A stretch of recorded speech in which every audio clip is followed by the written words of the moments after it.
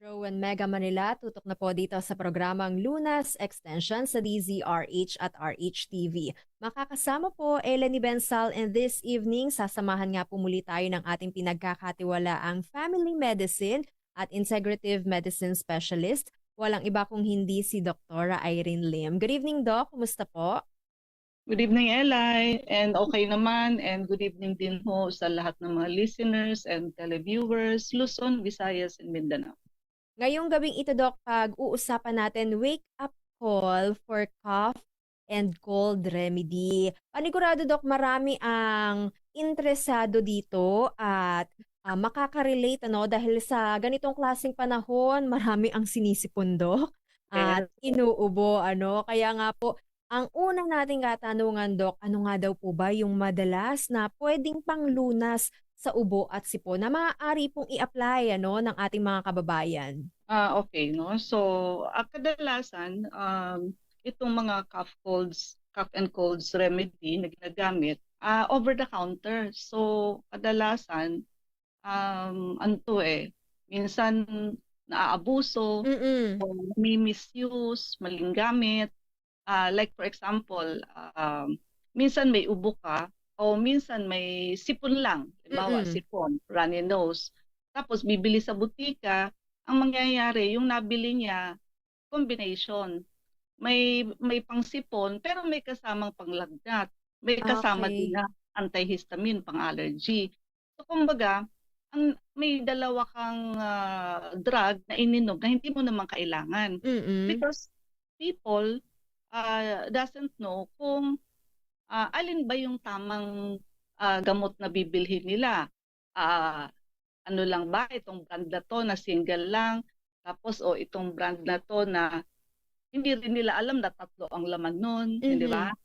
Hindi So ba like yun, Doc, parang beneficial naman sa patient kasi parang nakokontra mo na yung paparating pa lang, 'di ba? Kasi usually kapag may sipon ka, sunod-sunod na yan, ubo hanggang upcoming magkaroon na ng lagnat. lagnat. Ah, Mm. that is the benefit. But ang ano lang natin doon is halimbawa may paracetamol, Oo. hindi mo naman pala kailangan. Pwede ka kasing ma-overdose doon Aha. sa o di kaya umiinom ka na pala ng paracetamol kasi may lagnat ka, okay? So, every 4 hours ka umiinom, di sa isang araw meron kang 6 tablets kasi every 4 hours. So, ngayon meron ka pang pangsipon na hindi mo naman alam as an ordinary layman na may combination din pala ng paracetamol.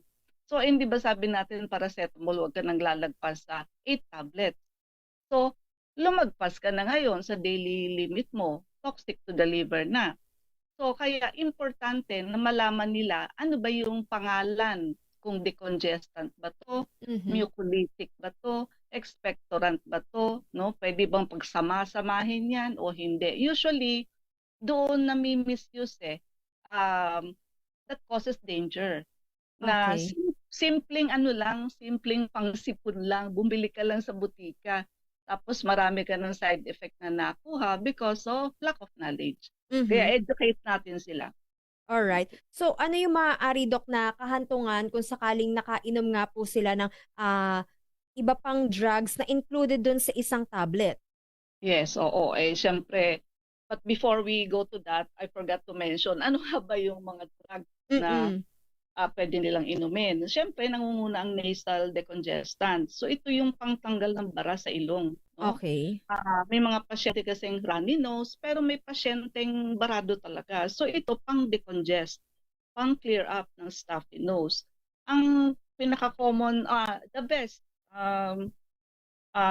nasal decongestant is pseudoephedrine. Kaya lang yung brand na may ganyan, medyo hindi na nga nagsisirculate over the counter because ginawa na siyang regulated drugs kasi pwede siyang abusuhin na Mhm. gamitin.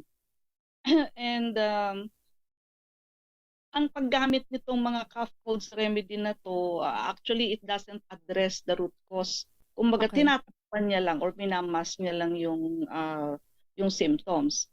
Another nasal decongestant is phenylephrine and Mhm. another is phenylpropanolamine. So yan ang mga common. Kaya ho babasahin nyo, pag nakabasa kayo niyan, ibig sabihin yung iniinom ninyo, decongestant, pantanggal ng bara sa ilong. Ang isa pang common mistakes, lalo na kung nagsa-self-medicate lang yung pasyente, they use it for a long time. Minsan, kala nila kailangan 7 days. Oo. Huwag kang lalagpas sa 3 to 4 days, tsaka huwag ng 3 times a day. Kumbaga, once a day, tama na. Pag natanggal yung bara, tama na rin, as needed. Why?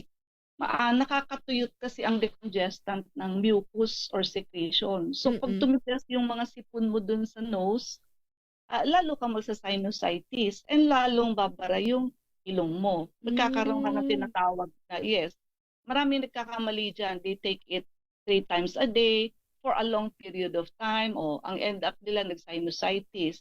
Ang end up nila nagkaroon ng rebound, rhinitis. Kumbaga lalong bumara. Oho. Minsan iisipin nila kulang ata kasi barado pa rin yung ilong ko. Mali yun. Dapat you need to stop Mm-mm. para maibalik yung rebound rhinitis. No? Pag mga ganon, it is better to take mucolytic, no, para matunaw yung mga sipon na tumigas because of overuse of nasal decongestant. Meron din namang nasal spray, lalo na yung mga sobrang barado, lalo na yung may rhinitis. Kaya lang, mas ano naman to sa bleeding, mas prone sa bleeding. Kaya kung gagamit ng pang-spray, usually kasi steroid ang laman yan. Mhm. Huwag i-point sa nasal septum natin. Yung sa gitna nating cartilage, yan ang nasal septum. Huwag i-point doon. I-point dito sa bandang lateral o sa sides para not prone to bleeding. Another is cough suppressant. No? So iba yung cough suppressant, iba yung mucolytic, iba yung expectorant, iba yung antihistamine. Ano Yan. po ba difference, Doc, ng mucolytic sa expectorant? Oo, yun nga. No? Actually, pareho silang palabnaw ng mucus or secretion. But, okay, ang mucolytic nakaka-breakdown ng chemical structure itself. Mm-mm. Nakaka-loosen ng thick bronchial secretion. Kumbaga, madidissolve na lang sa blood mo yung sputum and kahit hindi ka marunong mag-cough out, okay, kasi Lalabas. matutunaw na lang siya sa SAMS. Kasi may mga taong hindi marunong mag-cough out. Like Oo. ako, hindi ako marunong mag-cough out, no? So, okay to kasi kusa na lang matutunaw yun, sasama na lang sa circulation mo. Now, ang expectorant, ganun din, pangpalabnaw ng bronchial secretion, but ito kasi, tutulungan niyang ma-expel out mo Mhm. yung phlegm. So ito, kailangan mong i-cough out. So ito para dun sa mga magaling mag-cough out ng Mm. mucus, no? Okay. What So, if pero naman, Doc, pareho silang pangpalabnaw ng secretion. kung yung plema ay makapal, sticky, 'di ba? Yung hirap Mm. kang i-throw out, 'di ba? Oo. Anong Ah, gagawin natin, Doc? okay, so hindi kasi pwedeng sabayin ang expectorant and mucolytic. Doon sa ganong kaso, of course, makakatulong na rin yung combination. Pag sinabi Mhm. natin combination, may antihistamine ng kasama. Kasi ang antihistamine, um, nakaka-relieve ng... Minsan kasi may mga secretion na hindi germs ang cause, Mm. allergy ang cause. Akala Oo. mo nakakuha ka ng infection but actually allergic reaction yung nangyayari sa iyo. So pwede na yung combination doon and ang antihistamine usually ang mababasa mo yung mga chlorpheniramine and diphenhydramine, no? And nakaka-dry up to ng secretion and relieve itchiness. Minsan meron taong runny nose, tapos Mm. watery na yung eyes, kaka-runny nose niya, no? And ayun na nga, kailangan ho, babasahin nyo yung iinumin ninyo or binili ninyo kasi nasal decongestant, pangsipon. Mucolytic and expectorant para sa phlegm. So, expectorant kung magaling kayo mag-cough out. Mhm. Mucolytic kung hindi kayo marunong mag-cough out. Antihistamine para sa may mga kasama ng allergic reaction like naluluha na kayo, sobrang runny nose nyo na, antihistamine naman ang kailangan doon.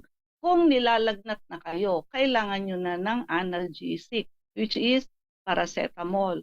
Pwede ring ibuprofen, pero rare nilang kinocombine ang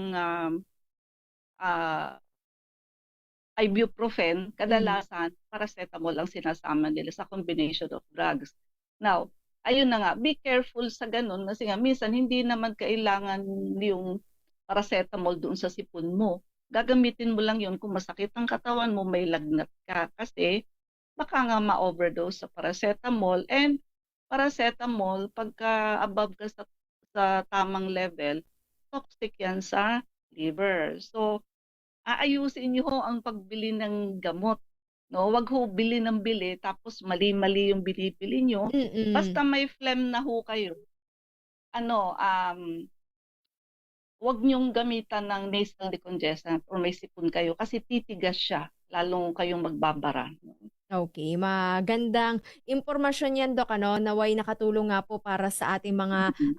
listeners and viewers na madalas nga pong tamaan ng sipon, ubo, o di naman kaya madaling mahawa lalong-lalo na kapag ganitong, may kalamigan ang panahon. Anyway, marami pa tayong pag-uusapan, Doc, ano, kung nakakatulong nga rin po ba yung mga pagpahid ng topical ointment para nga po sa mga inuubo, Mm. sinisipon, 'yan kasi madalas na ginagawa sa atin ng ating mga magulang, ano, Doc. Sa ating pagbabalik, yan po ang Yes. ating tatalakayin dito pa rin po sa programang Lunas Extension sa DZRH at RHTV. Meanwhile, Doc, para po sa mga gusto pong magpakonsulta sa inyo, ang inyo pong clinic address and hotline number.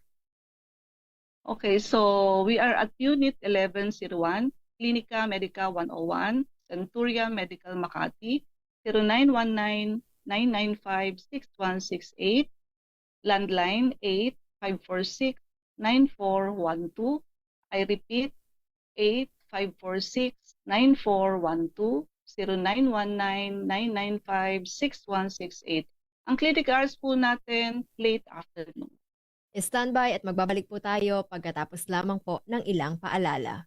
This